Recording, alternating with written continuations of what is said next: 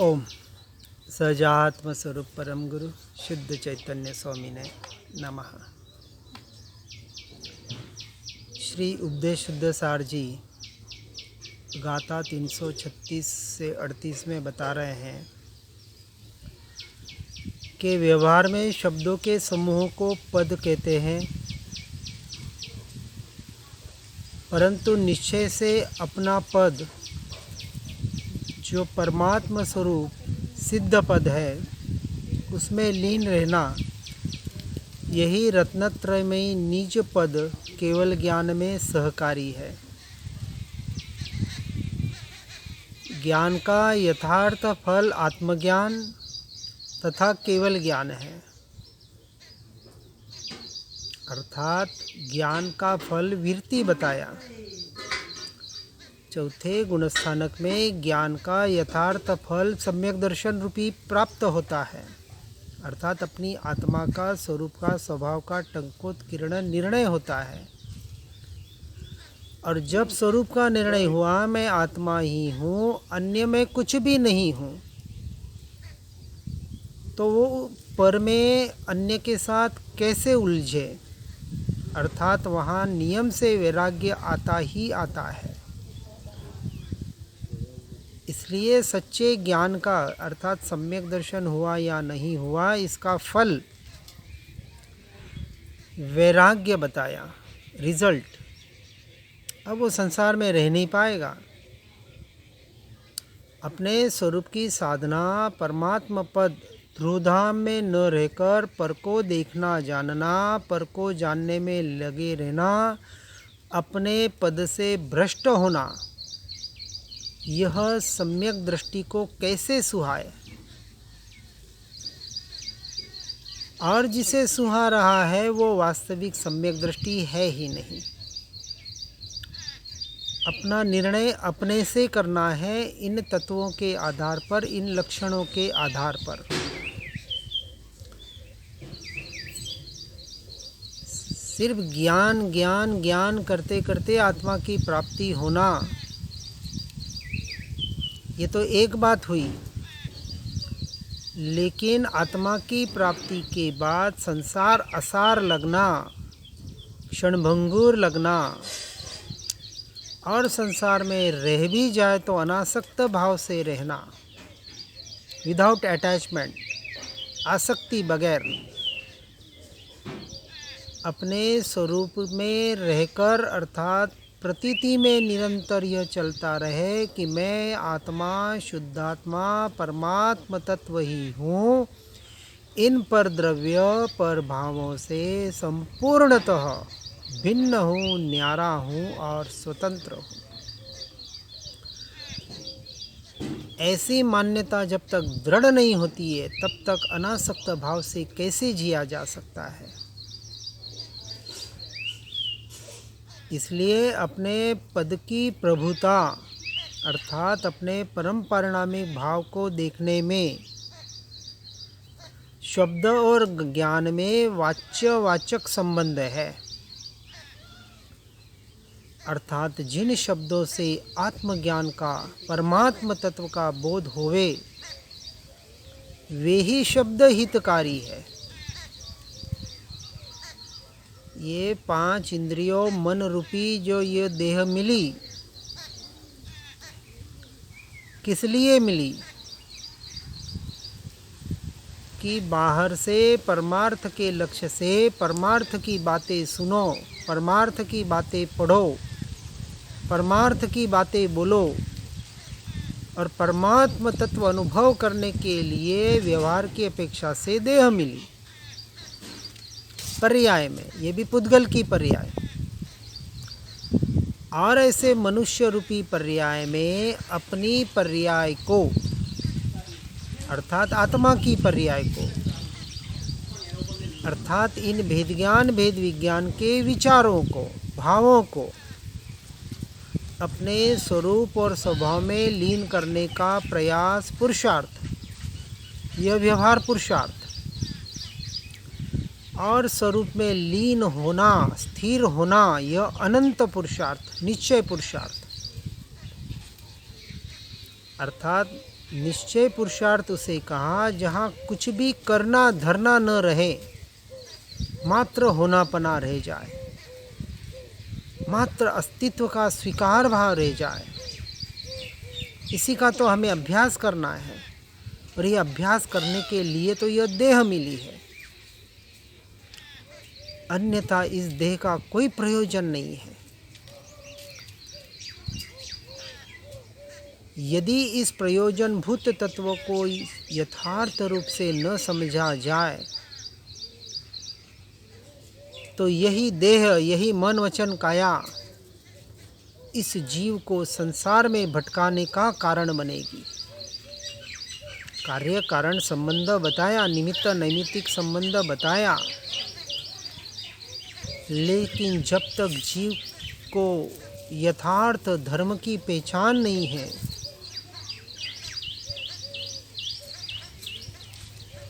कि जो शब्द, जो क्रिया, जो वचन, जो विचार आत्मज्ञान के लिए नहीं हो, अर्थात अपने स्वरूप को भुलाने वाले हो, वह अनिष्टकारी है, अहितकारी है। और उनके द्वारा पर पर्याय में रत होकर, स्वयं की पर्याय में तो रत होता है, लेकिन ये शरीर रूपी पर्याय, ये जो पुद्गल की पर्याय, उसमें रत हो रहा है, क्योंकि पर को, परद्रव्य के परिणमन को अपना मान रहा है, जिससे निरंतर और निरंतर कर्म का बंध कर रहा है यह जीव। इससे हमें बचना होगा।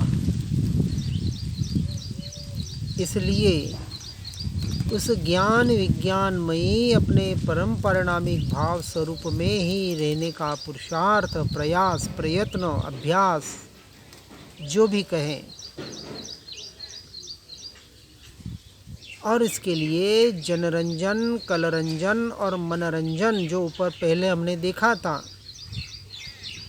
ऐसे अप्रयोजनभूत तत्वों से, क्रियाओं से, भावों से, अर्थात विभाव से हटकर अपने स्वभाव का आश्रय करना, यही एकमात्र जीव के हाथ में है। और उसमें किसमें कि सम्यक ज्ञान अर्थात तत्व ज्ञान की प्राप्ति में, सम्यक दर्शन में, जिनवाणी का समागम, संतों का सत्संग और स्वयं का स्वाध्याय और स्वयं का भेद ज्ञान, भेद विज्ञान रूपी परमार्थ सत्संग, जो सतरूपी आत्मा का संग कराए, ऐसे ब्रह्मस्वरूप परमात्मा पद, अपने स्वपद की जहाँ बातें होगी, जहाँ प्रयास होगा, जहाँ प्रयत्न होगा स्वरमणता का, वही मोक्ष का सच्चा मार्ग है। अन्यथा जीव मोक्ष के मार्ग में के नाम पर भी बहुत भटक जाता है, भटक रहा है, भटकाया जा रहा है, कुगुरुओं के द्वारा, अगुरुओं के द्वारा। और सीधी सी बात है, जिनका जैसा उदय है वैसा ही उनको मिलने वाला है। जिनकी काललब्धि पकी न हो, जिसके उपादान की योग्यता परिपक्व न हुई हो, उन्हें ये मार्ग मिले कहाँ से? और मिल भी जाए तो स्वीकार कैसे हो? और स्वीकार भी हो जाए तो आचरण में कैसे आए? क्योंकि मुख्यता तो आचरण की है। कितना सुना पढ़ा, कितना याद किया, इस मार्ग में उसकी मुख्यता नहीं है। जीवन में कितना उतारा, आचरण में कितना लाया, संसार से विरक्ति कितनी आई, स्वद्रव्य में रमणता कितनी हुई, परद्रव्य परभावों से सर्वसंग परित्याग करके एकांत में जाके अपनी आत्मा का निर्णय करके उसमें लीन होने का कितना प्रयास और पुरुषार्थ किया जा रहा है। ये सारा व्यवहार परमार्थ के लक्ष्य से कहा गया है। तो ही वो परमार्थ की ओर, अपने स्वरूप की ओर आ सकता है। सभी तरह से बताने का शास्त्रों में सद्गुरुओं के द्वारा प्रयास किया गया है। किसी एक बात को पकड़कर नहीं बैठना है, सारे पहलू को देखना है। परंतु जिसे सम्यक एकांत कहा कि सब कुछ करके करना तो एक ही है, अपनी आत्मा की लीनता, अपने स्वरूप और स्वभाव की लीनता। इसके अलावा और कोई चारा नहीं है।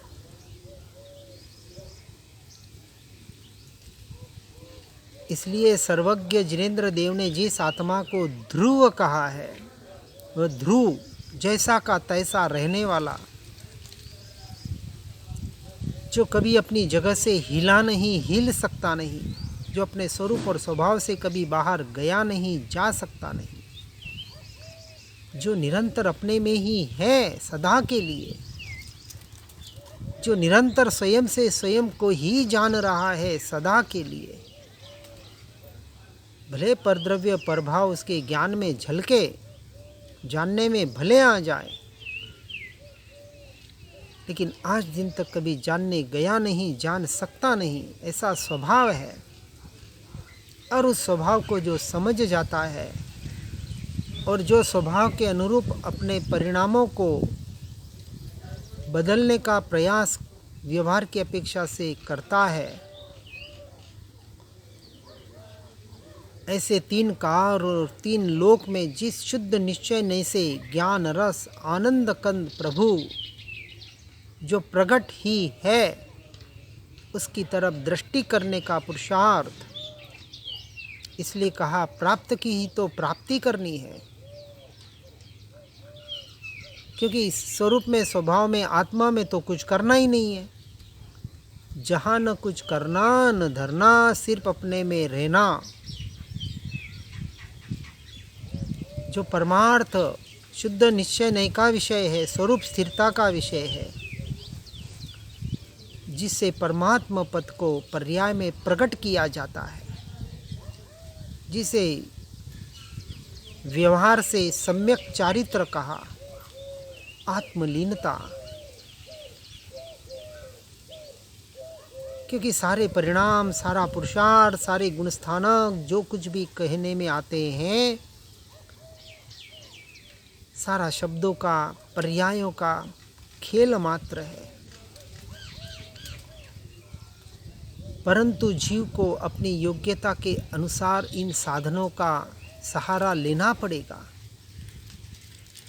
अपनी अवस्था को पहचान कर आगे बढ़ने के लिए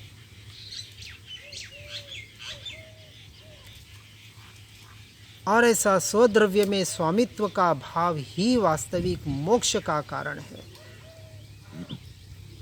अन्यथा परद्रव्य पर भावों के स्वामित्व का भाव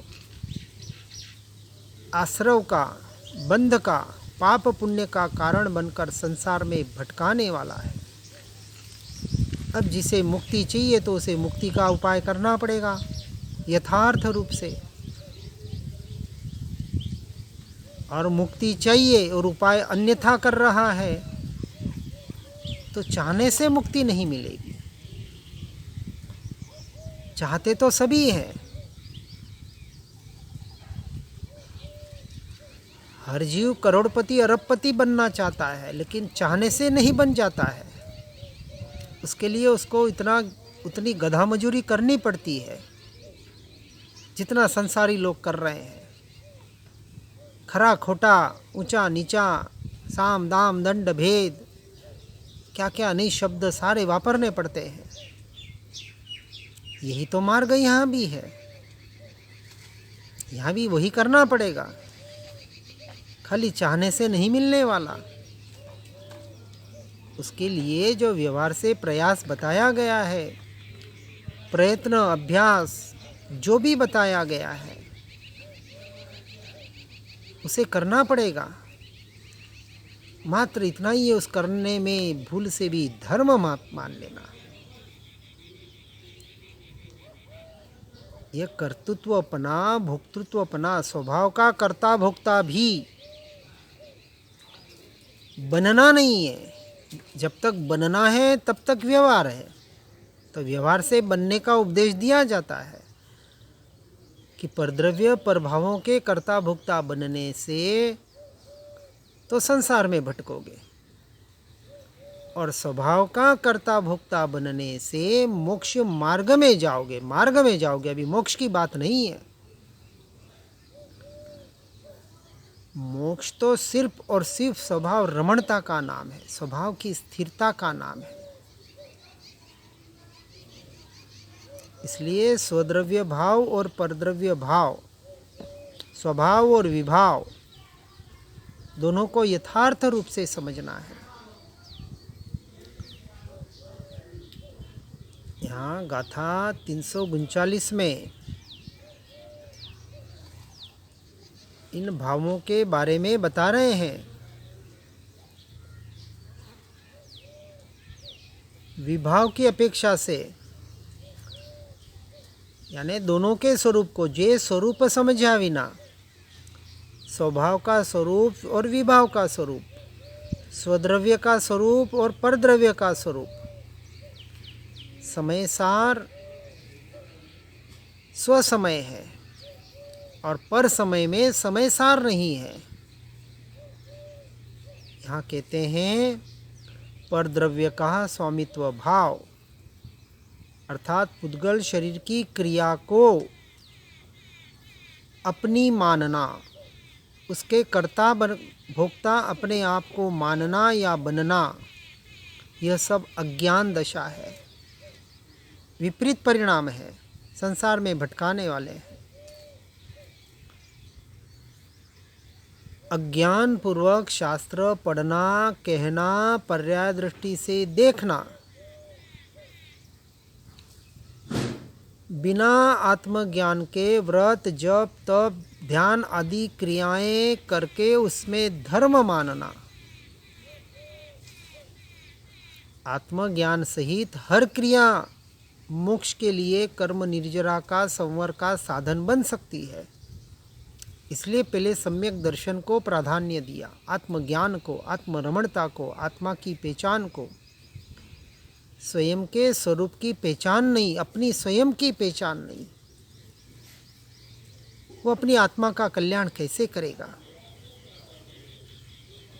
जिसने शरीर की क्रियाओं में आत्मा का कल्याण मान लिया, मात्र शरीर को कष्ट देने में, व्रत जप तप ध्यान आदि करने में जिसने धर्म मान लिया, शरीर आश्रित धर्म मोक्ष का मार्ग नहीं है। पुण्य बांध सकता है लेकिन जन्म मरण को ही कराने वाला है। इसलिए शरीर आश्रित धर्म से छूटकर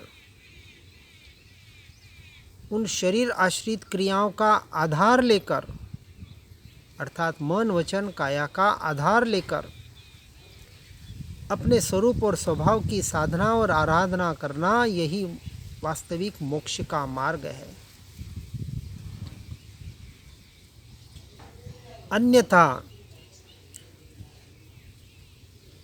पर आश्रित धर्म संसार में भटकाने का ही कारण बनेगा।